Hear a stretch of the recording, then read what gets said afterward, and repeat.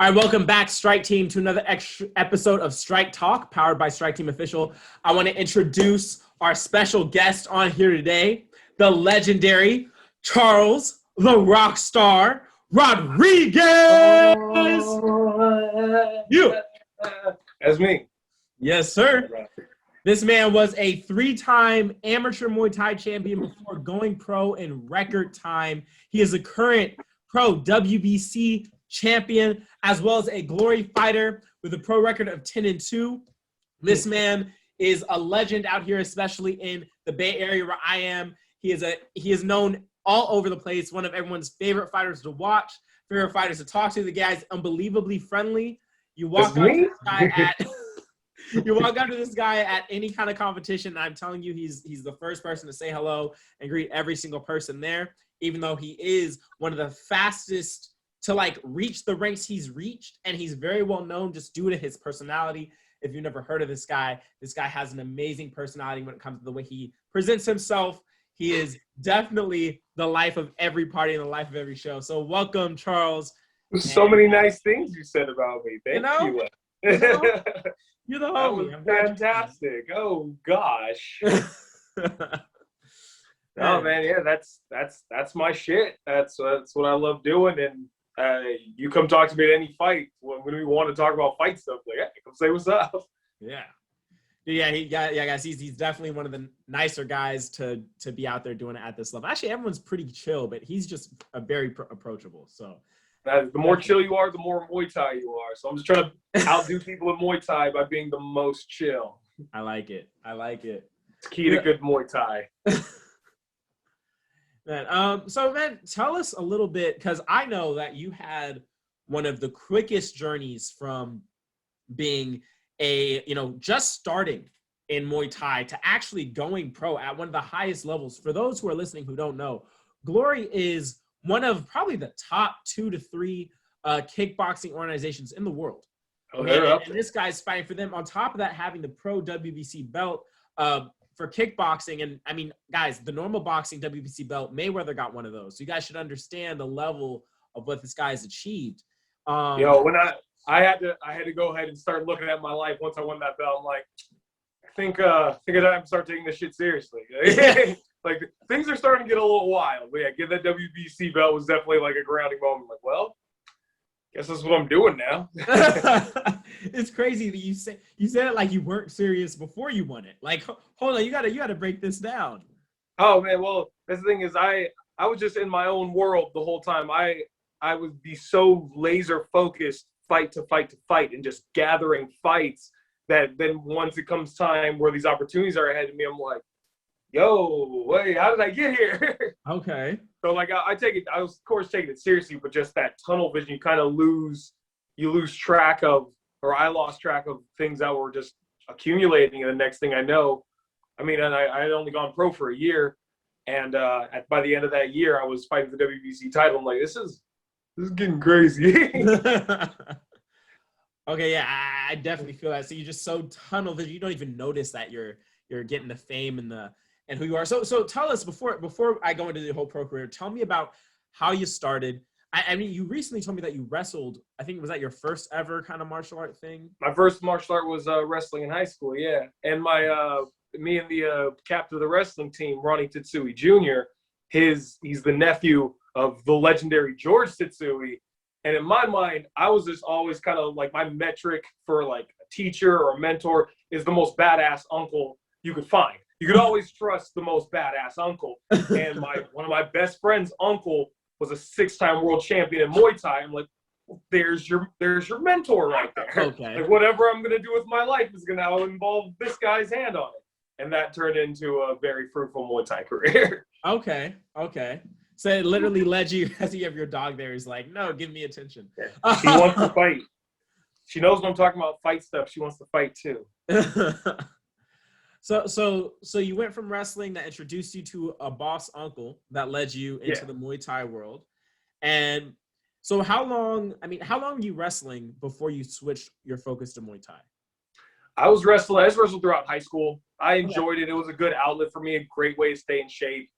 Okay. I feel like anyone around me, I knew I could just yoke them. So like that was a fun feeling I didn't have before that. Like, Okay. worst case scenario, I drop someone on their neck. That's a cool thing to just have in your back pocket. You know, it's pretty Yeah. useful. That's a pretty useful self-defense move. I'm gonna drop it. Absolutely.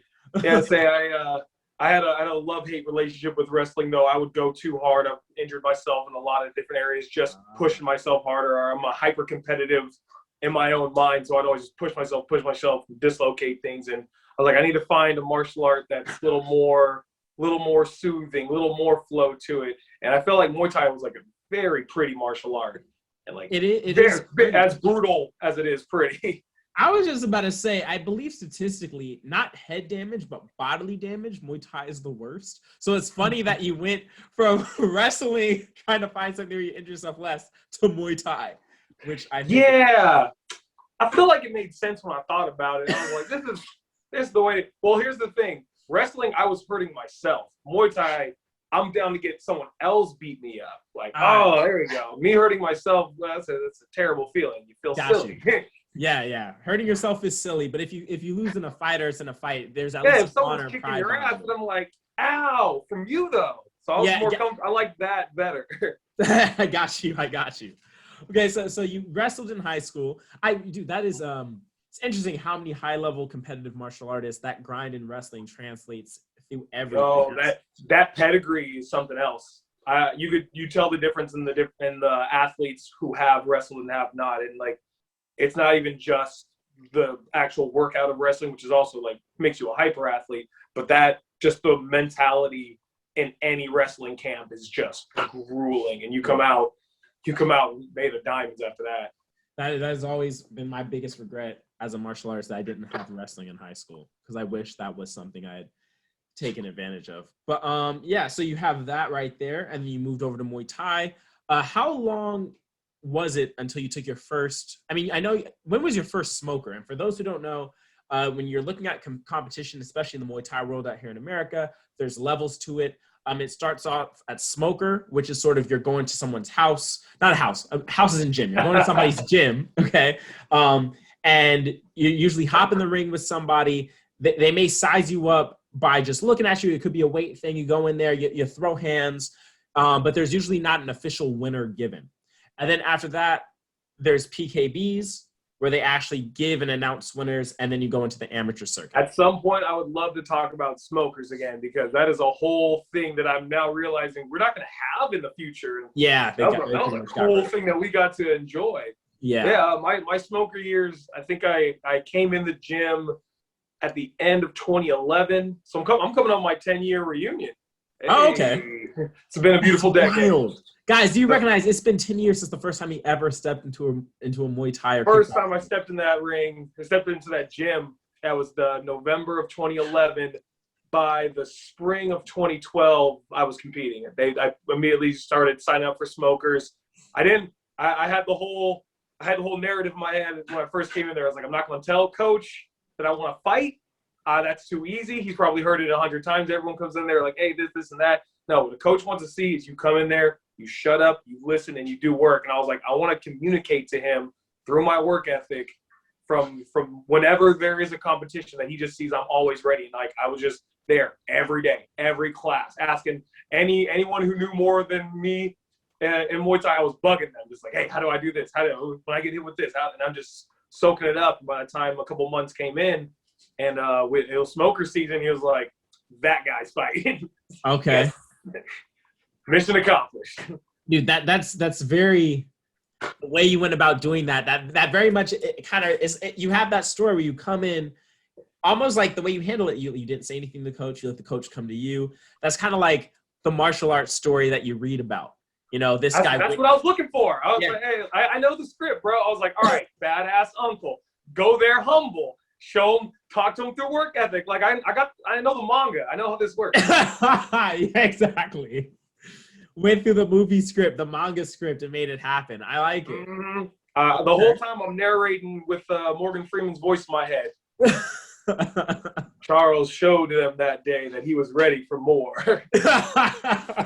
Through his work ethic and his grit, he showed them, and they saw his call for action. I'm in the bag playing it out. That's how it's going to happen. That's how it happened. I love it. I love it. So you went and did your first smoker. How many smokers did you have until you moved over? Did you actually do any PKBs? I know they weren't as heavy back then. I didn't have PKBs. There was just smokers. That was Okay. you showed up to some gym. Oakland, Hayward had the good smokers. San Francisco, Combat Fitness had a couple good ones. Okay. And you show up, you sign, you put down your weight. They match you up with somebody, and you slug it out. Okay. Okay. Beautiful times. I always, because I was so fight hungry, I always fought twice at smokers. I'd wait for someone else's opponent to have dropped off and like, me, pick me. I still got gas. There you go. That's also how I want to, that's how I want to train too. I was like, I want to make sure I have cardio. I should have cardio for 2 fights.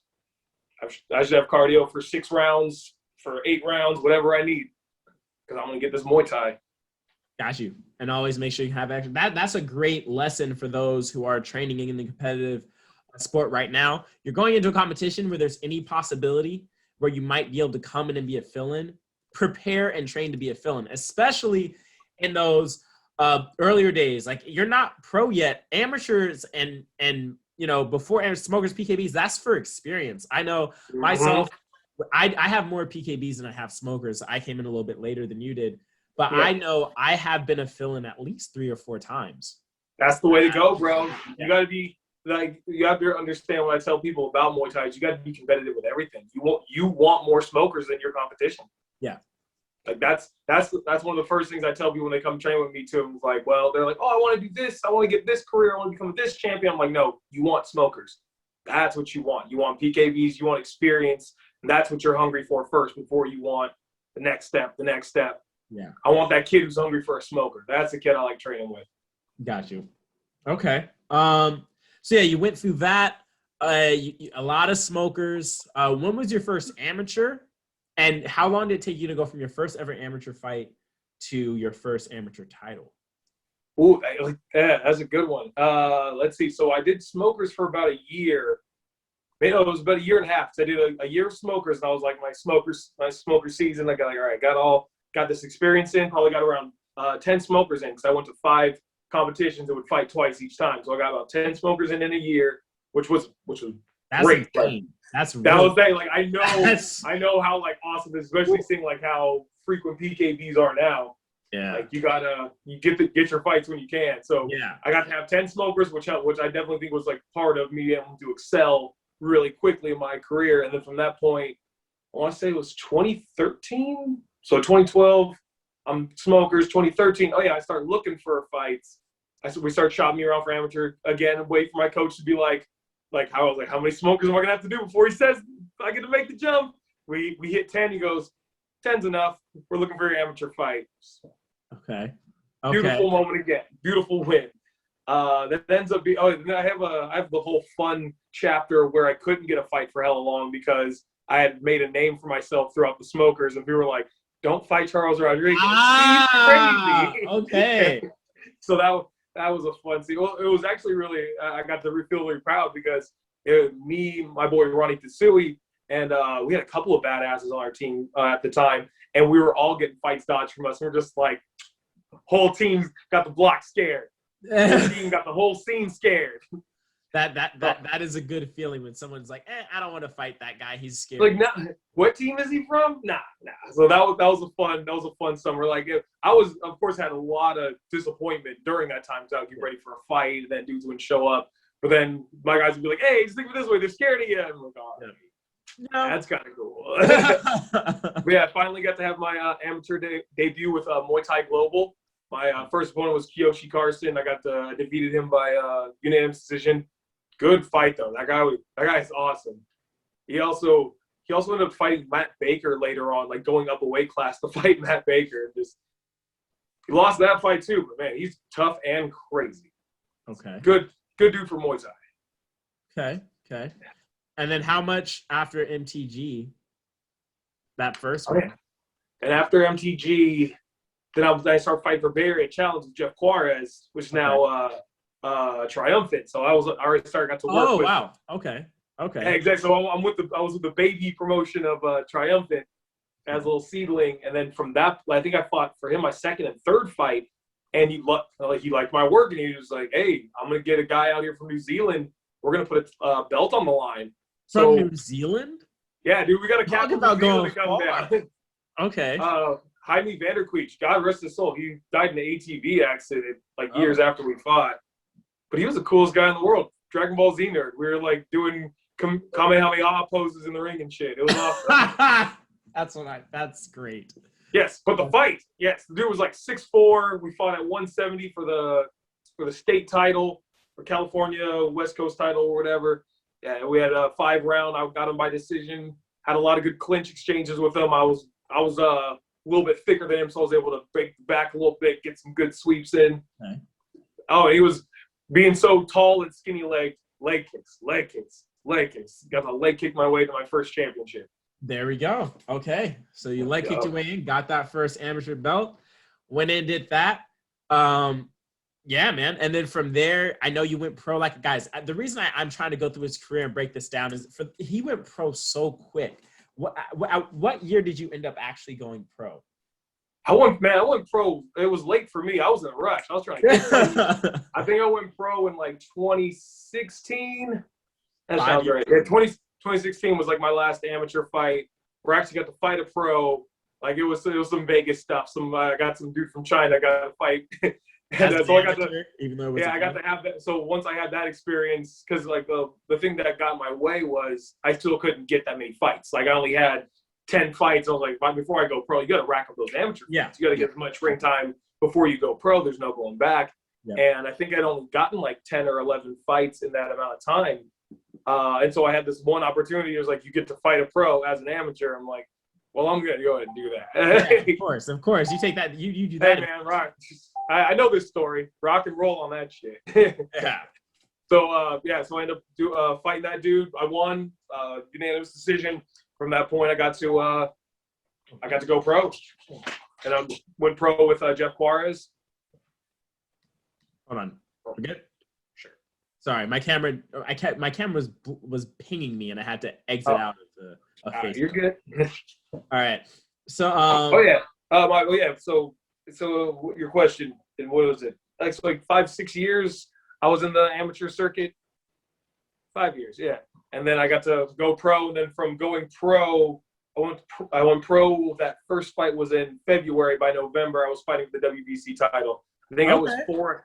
Yeah, I got 4 fights in a row. Very fortunate year. So I had 4 fights in a row, and then the 5th fight was for the WBC title. I'm like, let's finish this year off strong. Let's go. That is insane. In your first pro, you take one of them. Like the WBC belt is absolutely crazy. And then man, and now you're out here in glory. I think glory was right after that. And at that point, I'm just like, what is my life becoming? Because it was like I always loved Muay Thai. I was just doing the same thing every day. I just go to the gym, train, go to work, go to the gym, train, go sleep. Yeah. And then next thing I know, it's just winning these fights and taking out these opponents and getting these belts. And I'm like, this is pretty cool. Muay Thai is crazy. It definitely is. And now you're out here literally fighting the best kickboxers in the entire world. I get to fight on the world stage now. And like I got to do it being Bay made. Like I did all my training, most of my competition was all just in the Bay Area and being part of this Bay Area Muay Thai scene. And it was so crazy to get to like take my little local talent, this little cool thing we cultivated out here, and get to see it on the world stage and be like, oh wow, that was like a direct line. Like this was really building towards something. Like there's a hot frequency for this stuff. I feel you. One thing I think a lot of people don't really recognize is how good the Bay Area is for the martial arts scene. Like we have some of the very, very best Muay Thai schools, kickboxing, MMA, like this whole area, it's insane the amount of high level competitors just right here in such a small area. It's so good. I really felt like I was getting the best of my community by being a part of this. Like, I feel like a Bay Area native more so because of Muay Thai. Like if I was just kicking in the Bay, then I'm just some dude from the Bay. But I'm like, no, I'm gonna get to be like a part of a Bay Area movement. And like martial arts has always been a part of the Bay. It always. I mean, Bruce Lee was here. Bruce Lee was here. Like, yeah, the godfather of martial arts was here. So like, I love that martial art. I like the idea of martial arts being synonymous with the Bay Area, and like what kind of culture, like, cause it is such an artful culture thing, and it's also like, you know, only squab out here, you know. So really, dude, you are, at the end of the day, you are one of the legends from the area. I remember I went to one of your seminars. That's the goal, man. Yeah, you've achieved it already. Maybe you don't want to say that because there's so much more to keep going for, but you've achieved that. Still so much more.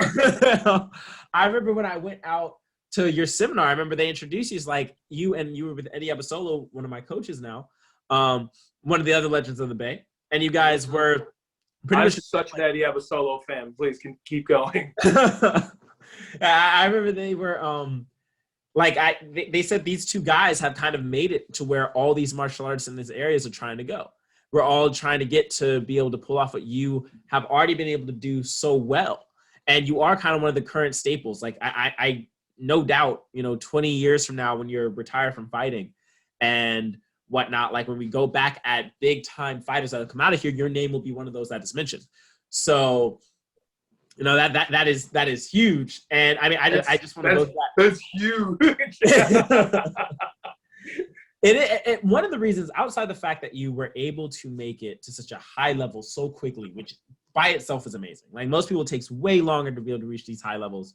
And one of the other things I really recognize is you've marketed yourself in such a way that, because the Bay Area, as you said, is filled with great fighters. We have a lot of great fighters. We have a lot of good pros. We have a crap ton of good pros. But you are extremely well known for someone who's been on the scene for less time than a lot of these other guys. And yeah, I'm loud, bro. Yeah, that's what I'm trying to get I make a lot of noise when I show up. Yeah, you've created this persona of yourself, which is, funnily enough, I don't even know if persona is the right word. Like, part of it is obviously there's a level of flamboyancy to it. There's a rock star there. There's a rock star in it. But also, like, when I've had times to talk with you, we've hung out outside of training. We did a little film together. We've done some training together, and I recognize that, like, while it is partially a persona, it also very much connects to your natural personality. So, yeah. I am just like this. Yes, guys, he's just like this. Can you explain, how did you create that?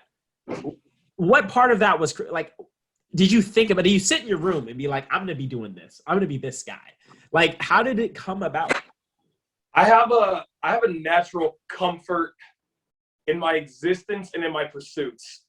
Like, when I was first starting with Muay Thai, no one knew what it was. I didn't care. It was like, this is what I think is tight, and I'm just doing this. I feel like I have a self-perpetuating, I'm my own biggest fan. Like, I do things that I think are funny, and I do things that I think are really cool. Like, Muay Thai is the coolest thing in the world, so I'm going to go ahead and do that. It would be really funny to happen at this weigh-in right now. That's probably what I'm going to do. Okay.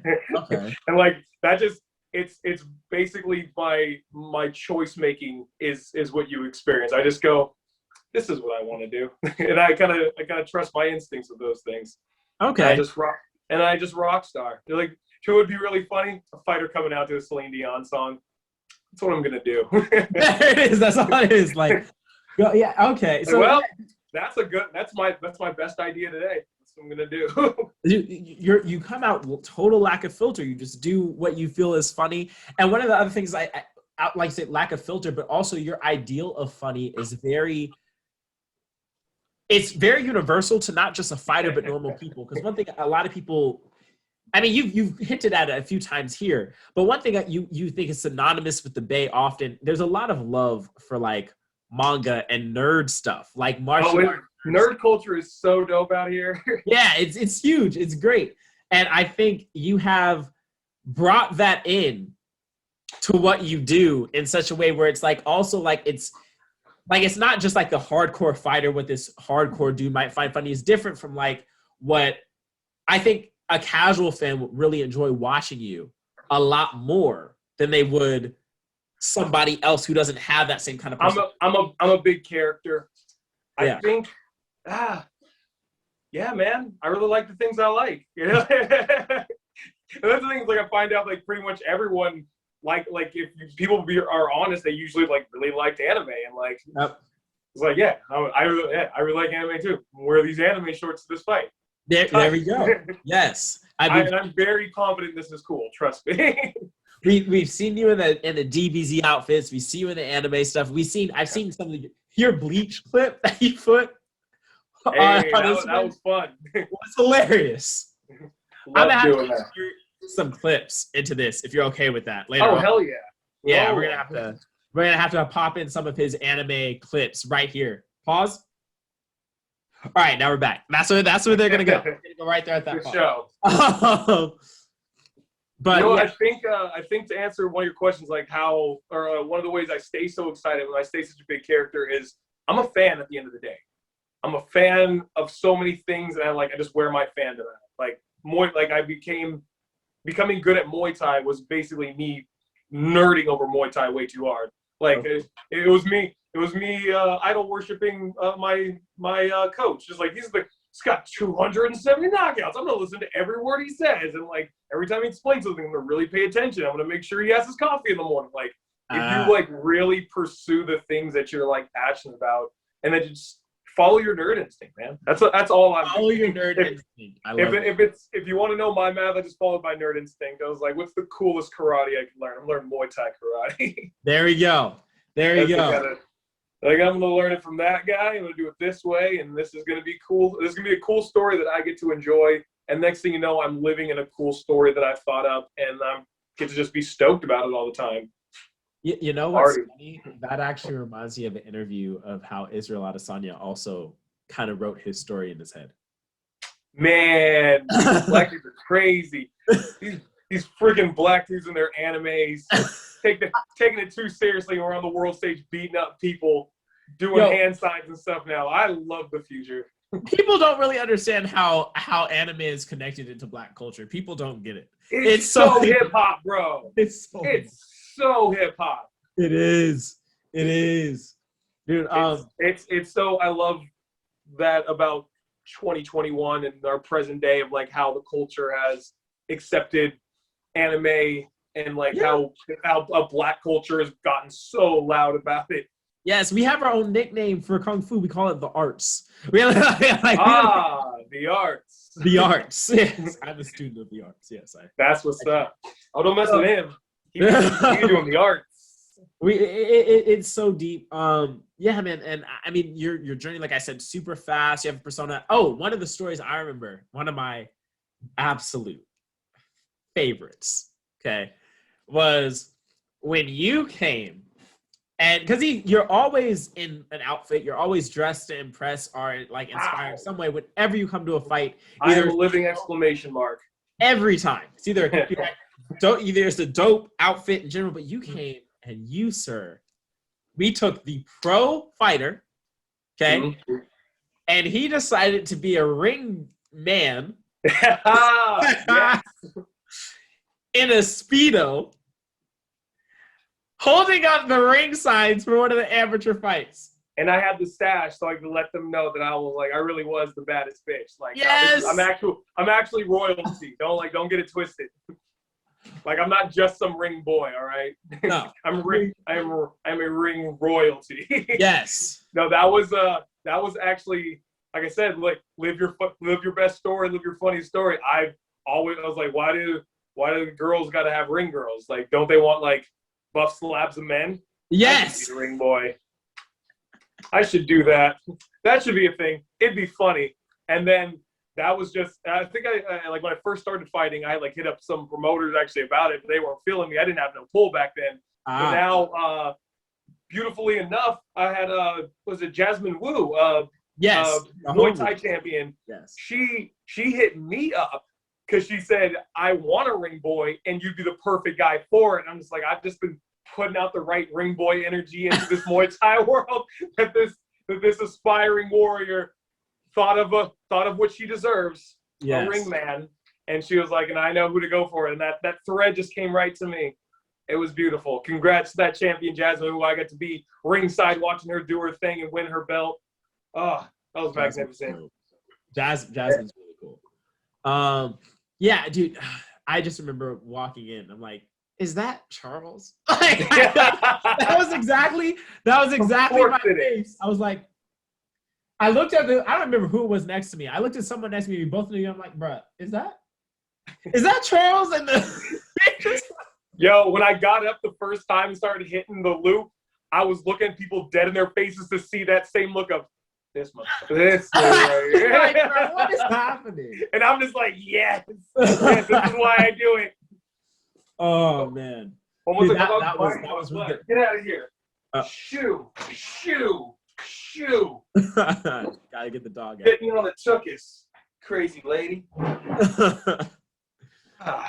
But yeah, I also remember that the announcer had to go up. It's like, just so y'all know, that's Charles Rodriguez. Championship, professional glory fighter. He'll beat all y'all up. He like came up and was like, just so you know. Don't get it twisted. No, don't get it twisted. Hey man, I'm real flexible in this spandex, bro. I'll get that leg up there.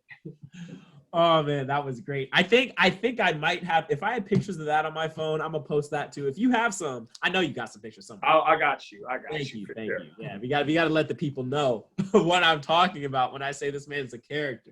Hey man, like I'll be a fool for Muay Thai. I love that sport so much, and like I couldn't think of a better way to honor like a fighter I was a fan of. Like I would absolutely love to do this. Of course, I already had that dream in my head because I knew it would be hilarious. But like I got to now get to that point where promoters are down to have me act a fool, and I get to show respect in the fun ways I like to show respect. Yes, I love it.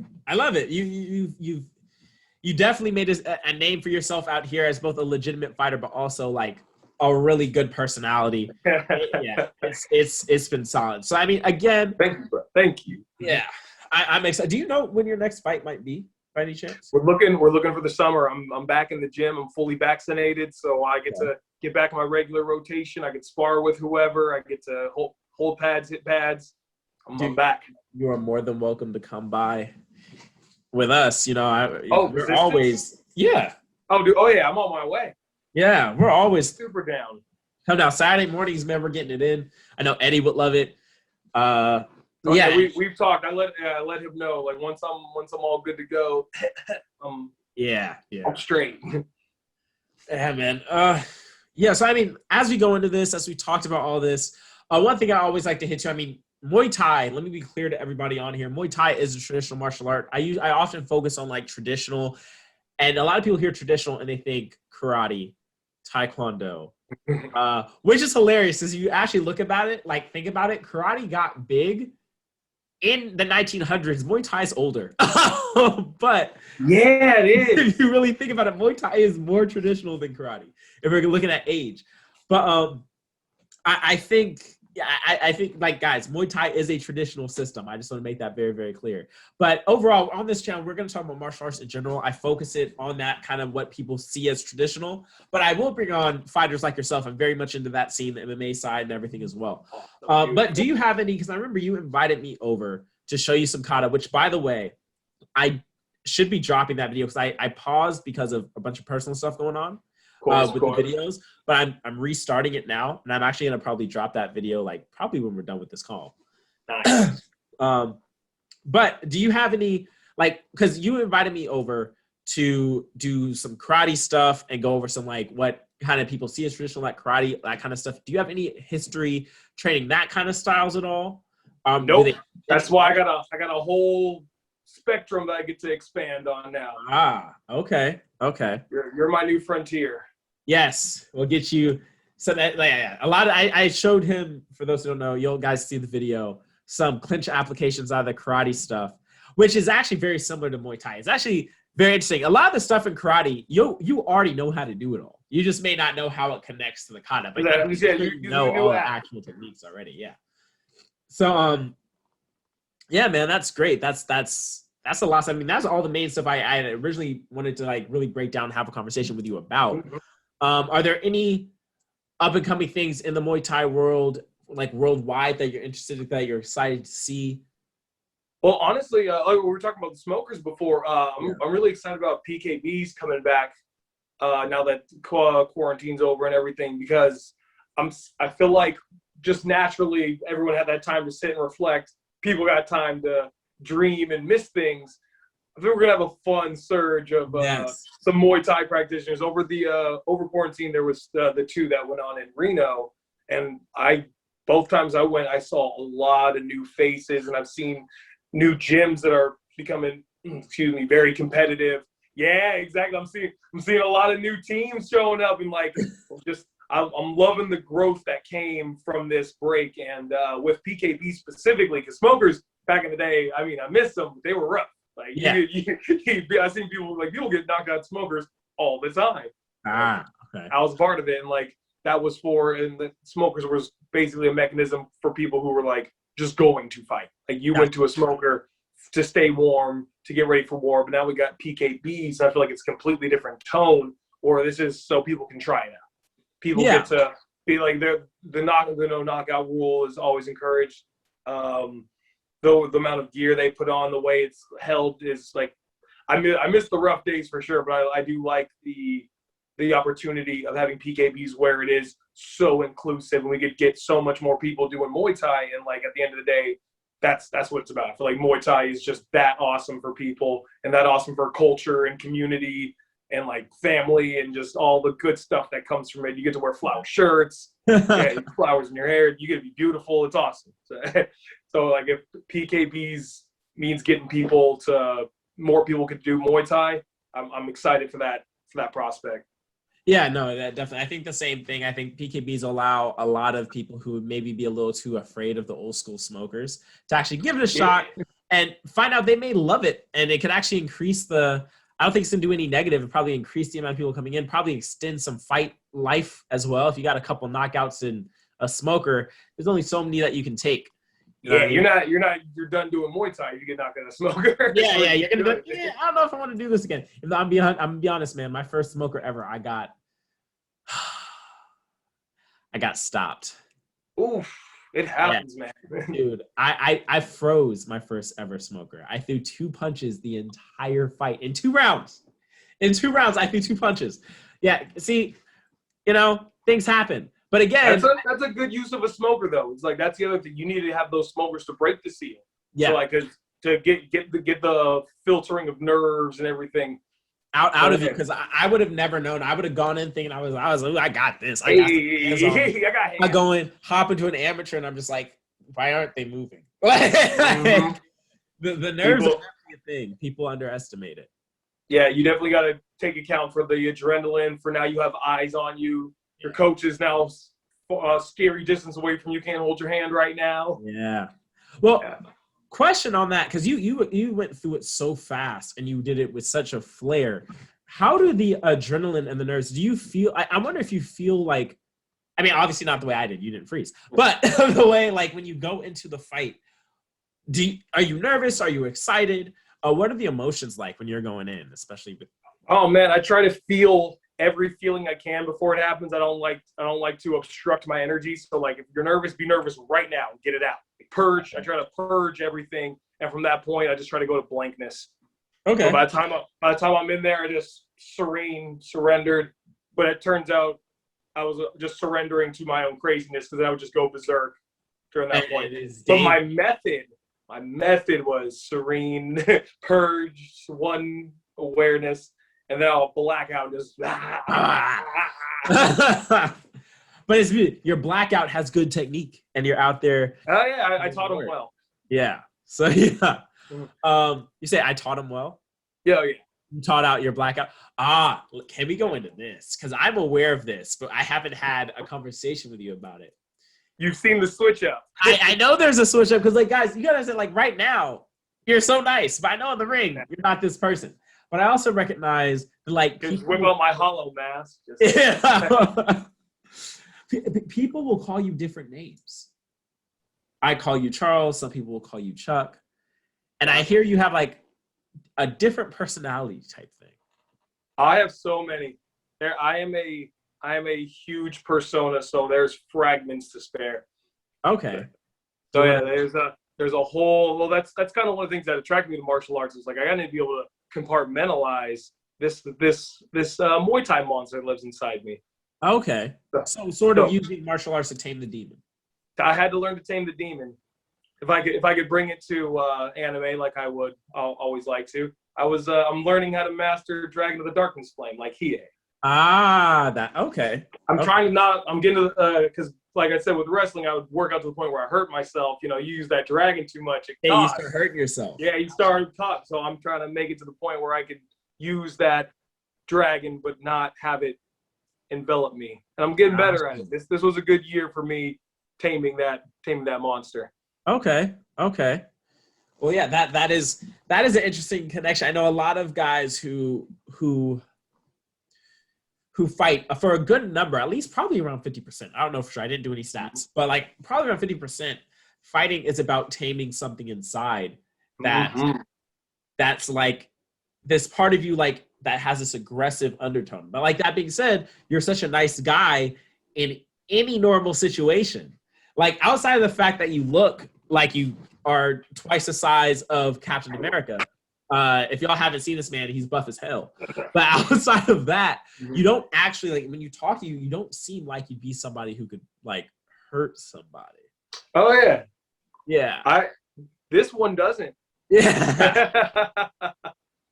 But then there's a and then that bell rings and I go, all right, let him out. Yep. Okay. Go have fun. And he always does. Actually, I've talked like because I also have close bonds with my opponents, getting to share that ring time with them. And of course, I used to say I'm the nicest guy. And from what I was saying, I'm a huge fan. So like, I'll fight guys and be like, yo, your kicks are sick though, bro. Like, I'll get to have these conversations with them. They'll tell me, they're like, yeah, fighting you is weird because there's like, I don't know the guy I'm fighting because like I can know you and you're not there. I'm like, yeah. The whole different person. My light work. Okay. That is, and you're also not the only fighter that I know does that. Oh, I'm trying to think of names. I'm spacing, but I know there's quite a good number of fighters who say that when they get in the ring, they kind of disassociate that with their actual person, and it allows them to just boom, just go. I'll say I don't feel what that happens. Like I take shots even when I'm not supposed to, but like cardio lungs will be burning. Nothing. Okay. Well, obviously, okay, we went over that. How where do you see your future as you go forward? What are your next set of goals? You know what? I'm looking to top things off with some big Muay Thai fights this year. Of course, I've missed my baby. I've been doing K1 too long. I haven't been able to throw these guys in a while. So I'm looking forward to getting to a Muay Thai fight. And I feel like the energy in Muay Thai in America is picking up right now. You guys have, hopefully people have been paying attention to what's going on with Triumphant. Triumphant's putting on good shows. They just dropped they have Kevin Ross and Ace of Ten Pal on the headliner for the next one. But you know who just got that Triumphant world title? Abasolo or Banana? Yep, Eddie just got it. Are they gonna have him back? Huh? Are they gonna have him back? I don't know. I haven't asked him. Probably. Awesome. Love watching that man fight. Yes. But I just don't like dropping Eddie because of my coach, guys, if you're wondering. But dude, that guy was the first Muay Thai fight I got to see. Like wow. Me and Eddie are both from Vallejo. Yeah. And I was like, this cool dude from Vallejo is doing a cool thing. And I went to go see that. And like him and one of my really good friends, Steve Swaby, both fought on that same card. And I was watching that and just getting to see that was possible, getting to see these two dudes from Vallejo get to be like in the ring like that and doing this awesome martial art. I'm like, that's what I'm doing. Guys, like Eddie Abasolo is one of the reasons why I do Muay Thai. Wow. That's a huge thing. That's a huge thing to say. I do know, like I said, guys, you guys have done, that's crazy to say that he's one of the reasons you do Muay Thai, but you've done seminars with this man now. How do you think that made me feel, bro? That's crazy. This is why you see me excited all the time. So I'm just like, wow. Muay Thai, you give me so many cool things. Your idol is now your peer. I will say, when you think about Muay Thai and kickboxing in the Vallejo area, you think about you two. Like, you two are probably the first thing that most people will think about. We the 7-0 soldiers. You know. Yeah. So I mean, that's huge. I know you're looking to get a couple good fights out of here before the end of the year. So you're hoping to go for Triumphant. Have you looked at any other stuff? Have you thought about traveling out? Because I know Triumphant does a lot of stuff here in the States. I'm gonna do the triumphant thing, and then with my glory exposure, I'm gonna start sharpening my name around the globe. Yes. Because going international, part of my hero's journey has always been to make this fighting be able to take me places I could have never gone before. I'm just some kid from Vallejo, you know. So I was like, Well, I'm just doing the normal kid from Vallejo story. Maybe if I fight my way to the whole world and fight my way to mountaintops and monasteries and museums, I guess. We gotta get That's my plan. In a whole fight montage in anime clothes, going up hills and stuff. That's what we Hell do. yeah, dude. That's all I'm doing in my head every time I'm training. Gonna make it to the top of the world. Gonna do a seminar with Eddie. I'm solo. One day. We're gonna get there. I think I'm looking at like some of the best fights being put on right now by like one championship, and that travels you all over. Yeah, man. I'm down for Muay Thai with little gloves. Yes, dude. Let the grabbers out. Woo! That's a whole nother thing because the clinch can be so much more dynamic when you can use your fingers. Like, oh my! And I am a big fan of the clinch, and to have the clinch be fully accessible in that way, yes. I'm looking forward to playing that game. That is amazing. I think you'd be huge out there, and again, I think your name. I think Glory needs to push your name out there a little bit more with your personality. You could be such. We're making conversations. Okay. Things are going down. Good. Just making sure they're utilizing your full talents. You know what I'm saying? Thanks, bro. But yeah, man. I mean, you've done a lot of stuff here. I didn't even cover the fact that you've commentated fights out here. A lot of the ones on the amateur circuit as well. Yeah, you're doing everything, man. You're doing everything. Yeah, dude, I get that. I grew into a world that I'm a huge fan of. So like, I get to I get to commentate. Like that's a job, but I'm like, that's something really cool to me. And then like I do ring boy stuff. I'm like, that's kind of like a job. Like that's my career now. But is it really a job when you love it? That's one of the things I always hear is people like, dude, fighters, Muay Thai, kickboxing, as of right now, they're not paid a crazy amount. Hopefully that will change.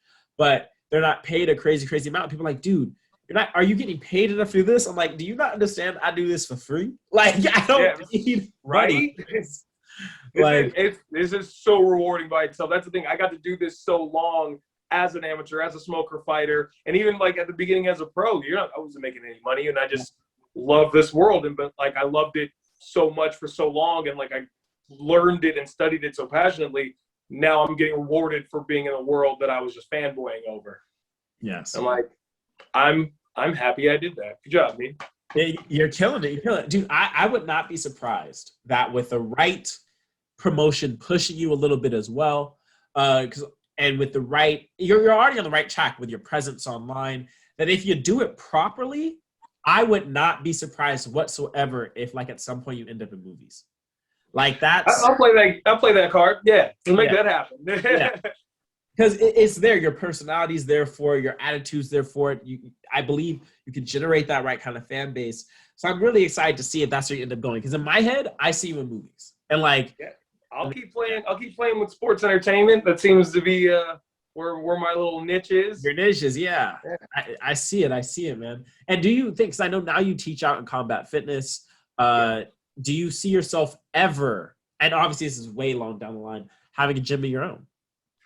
Absolutely. Yeah. Like, well, the way I see it, like in the very traditional sense for martial arts, I see I have to carry on my coach's legacy. Like gotcha. I'm between me and a couple of other of his top fighters, it's always going to be that matter of like, taking care of dad at the end of this. So I got to make sure I'm groomed up properly to be able to hold on to, the Team Tetsui title and carry on his art. Cause now I feel like I'm this cool little steward of this awesome Muay Thai baby. I get to grow. Okay. So yeah, opening a gym is definitely something down the line. As you know, I love coaching. Coaching Muay Thai is so fun. Like it's again, you get to be part of something that I love so much, and I get to pass on the this very valuable, precious art from a man I respect so much to people who I get to respect their work ethic the way it was seen with me, and I get to recreate the story all over again. It's awesome. It's such a cool process. Dude, I could definitely see that. I think you'd be. I already know you're a great coach. I've seen you out there. I've seen you cornering people. I've seen coaching. So I think that would be such a great thing, when you're ready to do that, But yeah, man, what time are we at? Because I want to make sure, because I try to limit everything to about an hour right now. Yeah. I'm not trying to go full Joe Rogan 3-hour It's conversation. all good. Yeah, we should be chopping it up, bro. Honestly, I got WrestleMania. You can't keep me. If I miss WrestleMania, Bree will yell at me. Uh-oh. I can't disrespect the Mania, bro. I also love the fact that, guys, I thought that's where you're going to go. When I asked where your persona came from, it's very wrestlery. And I feel like something attached to that. It just made sense, like for sports and entertainment. Okay. I feel like I was doing this before I was fighting, though, so I don't know, man. It's just who you are. It's just who you are. Yeah, I was just doing Chuck stuff. Okay. I like Chuck stuff. See, there we go, guys. Chuck's one of the personalities on here. They have names. Yeah, there's a lot of them. Do you have a name for the one in the fight? I've been calling him Mr. Monday. That is some scary stuff. That is Mr. Monday. That's what we've labeled him. Okay. Like, all right, let Monday take care of it, because that hard accountability. Here comes Monday. I like that. He's the bottom line. Mr. Monday takes care of business. That's the thing. I don't fight as the Rockstar. I entertain as the Rockstar. The fighter, that's Mr. Monday. He takes care of that. Okay. I like that. That is a scary. Honestly, Mr. Monday just sounds like the name of an assassin from a comic book. Yeah, that's kind of how I work with things. Yeah, yeah, I like it. I like it a lot. But yeah, man, dude, this was good. This is a good talk, good understanding where you want to go, your history in it. One more thing, if you have the time. Obviously, if you don't, if you have to do that wrestling, let me know. No, we're good. Okay. You want to go over, because I noticed I missed this when you came up. Like you said, you were training pretty much in and out. Was there anything in particular that you did? Like you're extremely fit. Do you have a specific strength and conditioning regimen that you do? Any particular training advice you want to give to people listening? You know what? I don't think anything I did was necessarily recreatable. Nothing too crazy or nothing complicated. I just aggressively chased Muay Thai. Like, am I getting pad work? Am I talking to the people who know the most? Am I working out the way I see other people? Can it, like, find a gym that you respect, that you know has the accolades? You find the coach and you go there and just tell them more Muay Thai. More Muay Thai. That's basically what I did. I was like, all right, how do I get better? I'll go take that class. Okay, how do I get better? Work with that guy. Okay, how do I get better? Go do that. Okay, just I was an aggressive student. That's the way. I think would be the most replicatable thing. I found a coach and a gym that I loved, and I just aggressively just went info, Muay Thai. Keep feeding me. Okay, so I have a question here. Mm-hmm. So I don't know how many people know this about me, but my first martial arts school for Muay Thai, my first Muay Thai school, and this is gonna be weird. I found out that my instructor was actually a fraud. Now, and here's the weird thing: when you look at karates and taekwondo and that stuff, there's a lot of, this is going to sound bad, but I think people on my channel kind of already know how I feel on this. There's a decent number of bad coaches and coaches who don't really understand fighting. They could sell you martial arts, but yeah, they may not be able to really show it. Yeah, if you guys have any questions, go to Mick Dojo Life. He'll show you what I'm talking about. Yeah. But on Muay Thai, in my head at least, because of the level of competition, I wasn't even looking for you don't hear of many fake Muay Thai gyms. Like, there's accountability to this shit. Yeah, but I went in, and I was there for the first 2 years. And the good news is I made some great friends who were legit. I met a legit coach there who I was able to leave and follow, and like kind of who helped me get down the right path. And so everyone in that gym wasn't bad. So let me make that very, very clear. Some of the coaches there were legit, but the head coach was an amazing talker who came in with a belt that we later found out was fake. What? Yeah. Yeah. Said he had all these fights in Thailand. Later, we found out he did have some fights in Thailand, and I saw some videos of those fights, and let's just go and say that he wasn't half where he said he was. Yeah. Yeah. And what I noticed later is, like, all the fighters who were winning consistently out of the gym had outside coaching.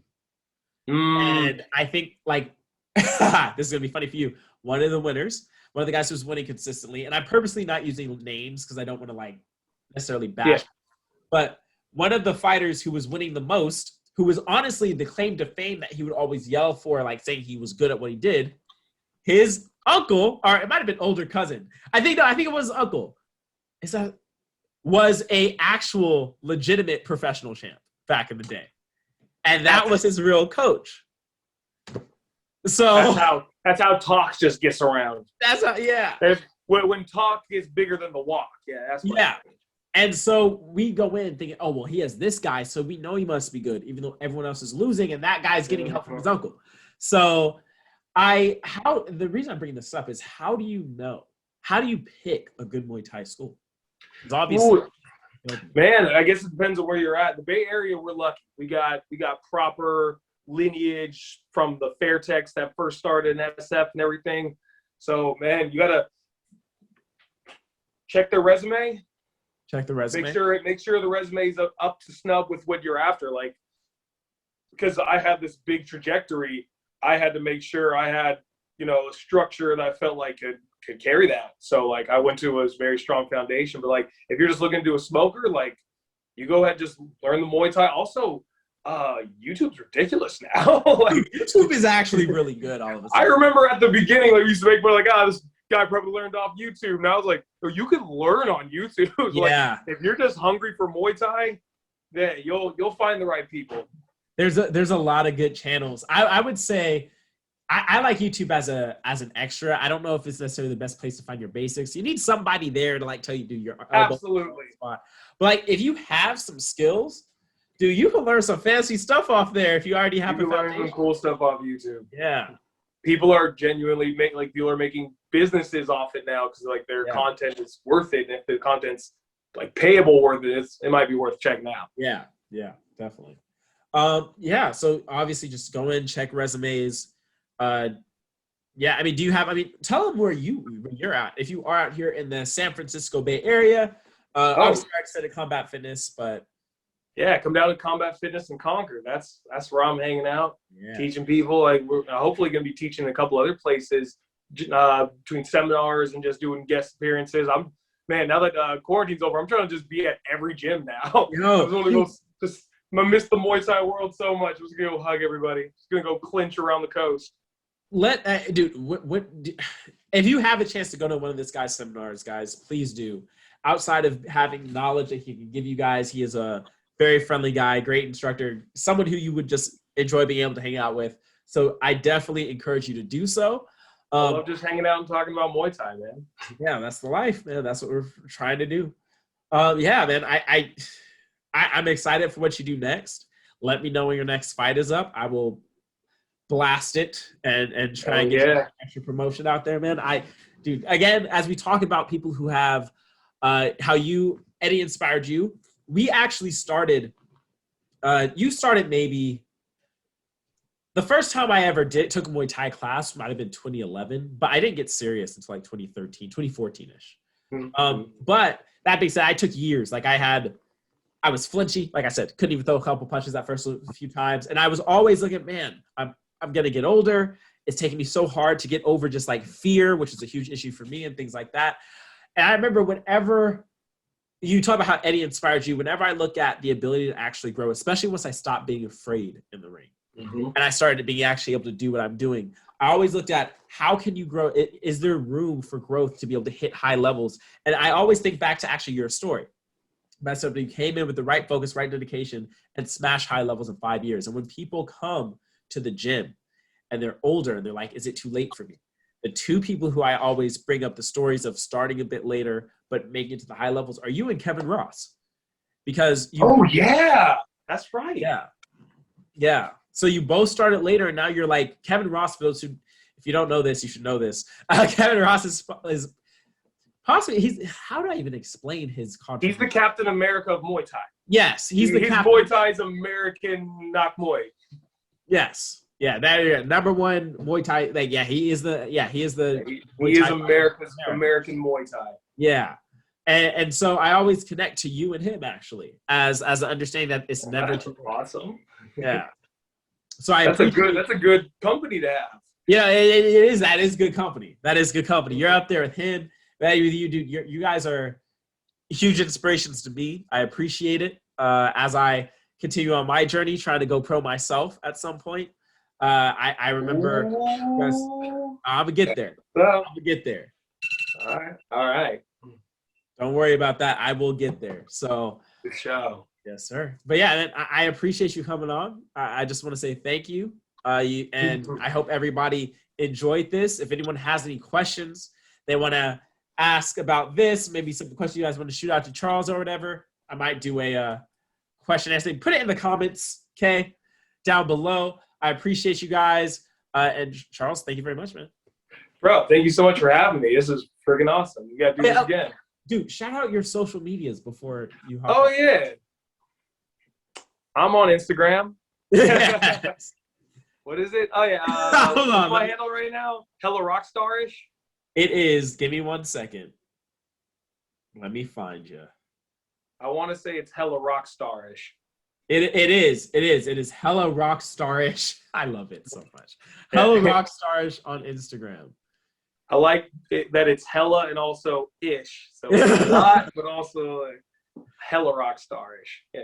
That's my social. Don't follow me on Facebook. I talk too much crap on Facebook. It's hilarious.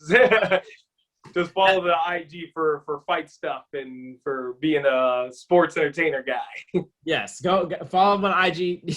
Don't tell him you're hilarious on Facebook because they're definitely. I'm hella funny on Facebook. People don't like it though. I run my mouth. But guys, follow this man on Instagram. I put the link down below. Thank you for coming on, guys. Like, subscribe. Hit the like button a lot. Give it a rock star punch. Okay, guys, this is a brand new thing that we're doing out here. So we're really trying to, push the views out there. But thank you very much for coming on, man. And I will see you next time. Maybe we'll do it again. All right. Thanks, guys, for watching. Wow. I'm going to go watch WrestleMania now. All right. Bye. All right, my brother. Peace. Hey, what's up, guys? I totally forgot. My bad. Like, subscribe, turn on your notifications. Follow me on Instagram on my personal page and on the page for Strike Team Official so you can stay up to date with what we're doing, when we post, and what's coming out next. All right. Thank you.